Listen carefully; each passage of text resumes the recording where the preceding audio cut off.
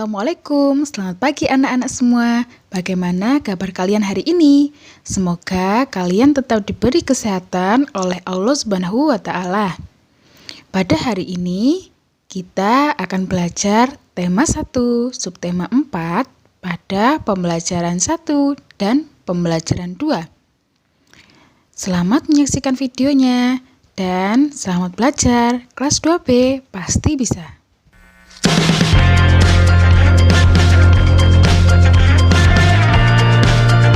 Pada pembelajaran 1, kita akan belajar tentang yang pertama, melafalkan ungkapan penolakan.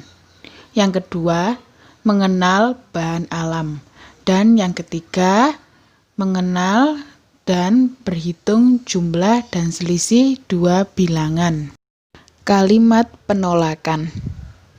Anak-anak, tahukah kalian apa itu kalimat penolakan?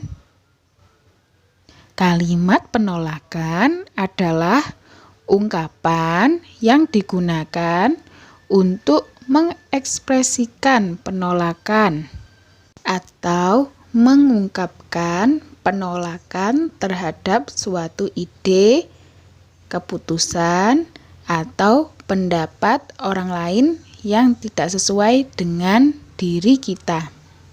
Ciri-ciri dari kalimat ajakan ketika kita menolak ajakan orang lain atau perintah orang lain yaitu dengan menggunakan kalimat yang sopan. Biasanya diawali dengan kata maaf dan terdapat kata tidak di dalam kalimat tersebut. Nah, contohnya, maaf Jaka, kita tidak boleh membuang sampah di selokan. Berdasarkan contoh ungkapan penolakan tersebut, diucapkan dengan menggunakan bahasa yang santun. Pada pembelajaran 1 kali ini, kita juga mengenal bahan alam. Apa itu bahan alam? Bahan alam adalah bahan yang terdapat atau dapat kita ambil di alam sekitar, di lingkungan sekitar kita, baik bersifat lunak atau keras. Contoh bahan alam yang dapat digunakan untuk membuat suatu prakarya yaitu 1. Ranting, 2. Biji-bijian, dan yang ketiga adalah dedaunan. Berikut ini adalah salah satu hasil prakarya dari bahan alam. Bahan alam yang digunakan dalam prakarya berbentuk ikan ini adalah daun. Selanjutnya kita akan belajar berhitung penjumlahan dan selisih. Di sini, Bu Aini mempunyai sebuah contoh cerita. Setelah bekerja bakti, warga masyarakat akan makan bersama. Ayu membantu menyiapkan makanan. Ayu juga membantu menyiapkan alat untuk makan. Ada 135 piring yang sudah dilap dan ada 128 yang belum dilap. Dapatkah kamu menghitung jumlah piring keseluruhannya? Cara penyelesaian penjumlahan dapat dilakukan dengan menggunakan cara bersusun panjang dan cara bersusun pendek. Yang pertama, kita pelajari dulu cara yang bersusun panjang. Dari angka 135 dan angka 128, kita temukan dulu mana ratusannya, mana puluhannya, dan satuannya. Angka 135 ditulis berurutan dari ratusan ke satuan, yaitu 100 ditambah 30 ditambah 5. Di bawahnya tepat, kita tulis angka 128. Sama dengan dari angka ratusannya dulu sampai satuan ya. 100 ditambah 20 ditambah 8. Kemudian kalian beri garis lurus di bawahnya. Kemudian diberi tanda plus. Cara pengerjaannya dihitung dari satuannya dulu. Dari atas ke bawah. 5 ditambah 8 sama dengan 13. Kemudian kita beralih ke puluhannya. 30 ditambah 20 sama dengan 50. Ditulis di situ. Kita beralih lagi ke ratusannya. 100 ditambah 100 hasilnya 200.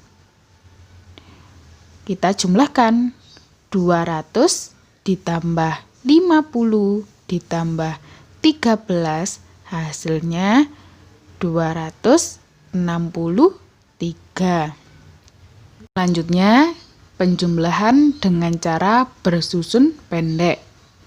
Kita tulis dari atas dulu.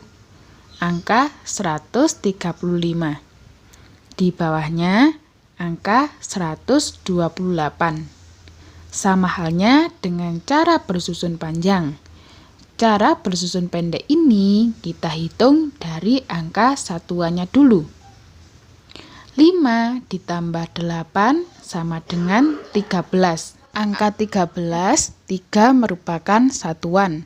1 merupakan puluhan. Angka satuannya tetap.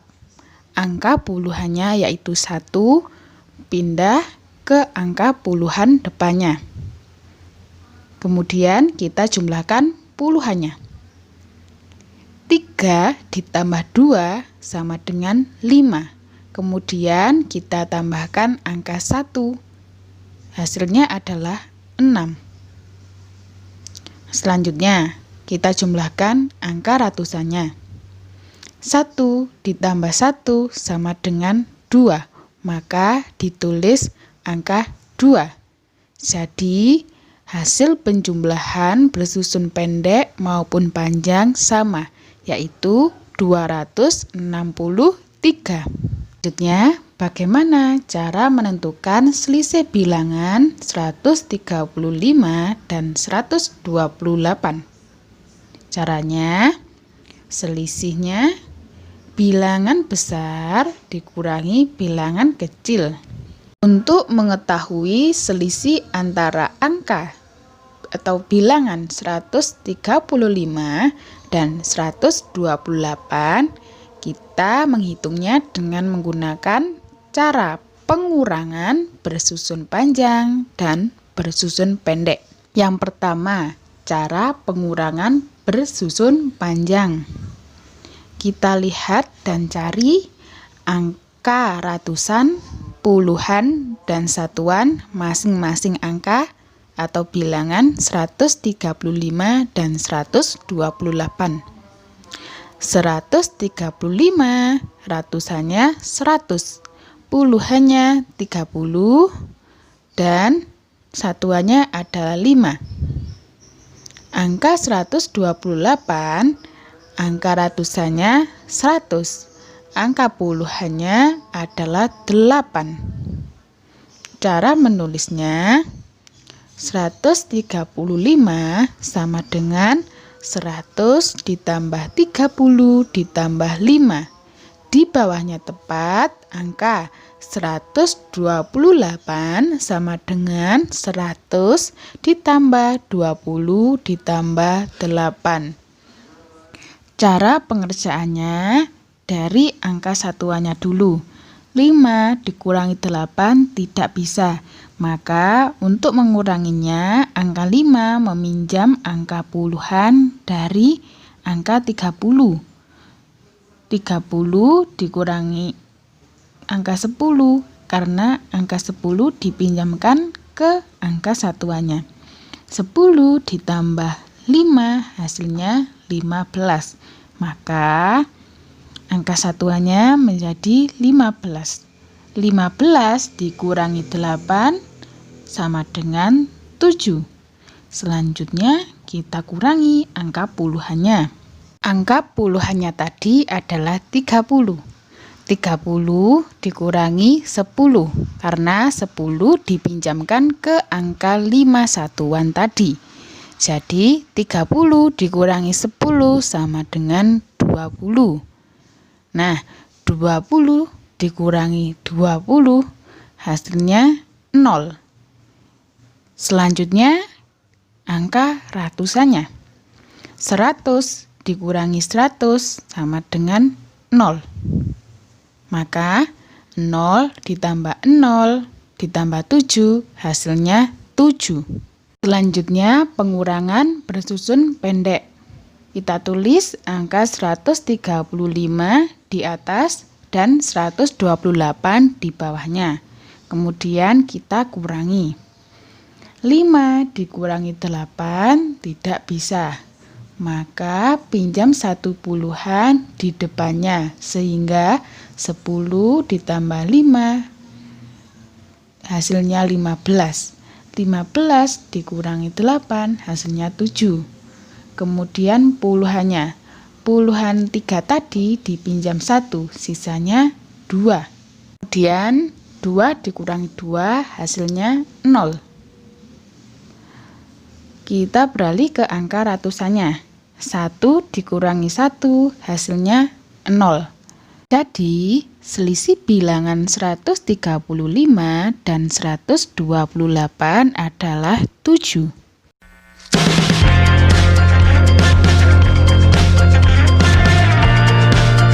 Anak-anak, pada pembelajaran 2 hari ini kita akan belajar lagi tentang ungkapan penolakan atau kalimat penolakan.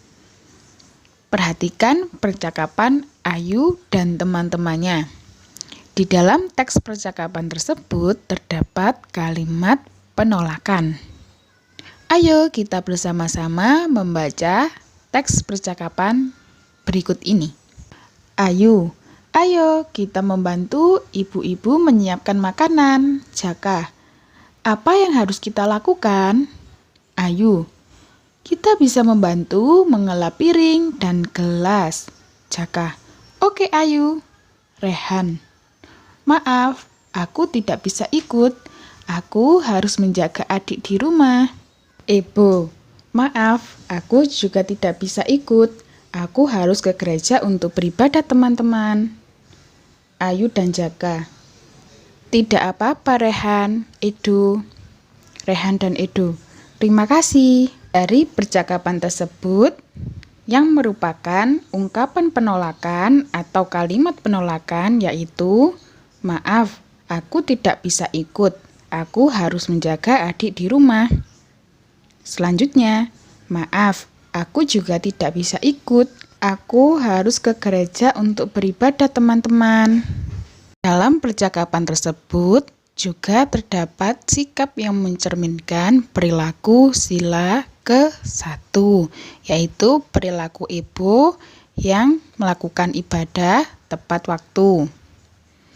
Nah, sekarang kita akan belajar mengenai contoh perilaku yang sesuai dengan sila pertama. Nomor 1, berdoa sebelum dan setelah melakukan kegiatan. Yang kedua adalah menghargai tetangga yang berbeda agama. Ketiga, beribadah sesuai dengan agama yang dianut. 4, melaksanakan kegiatan ibadah tepat waktu.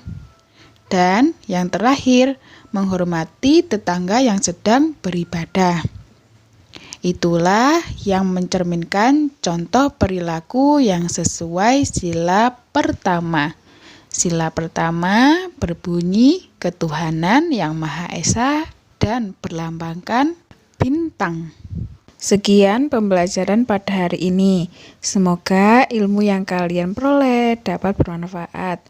Sampai bertemu lagi pada pembelajaran selanjutnya. Wassalamualaikum warahmatullahi wabarakatuh.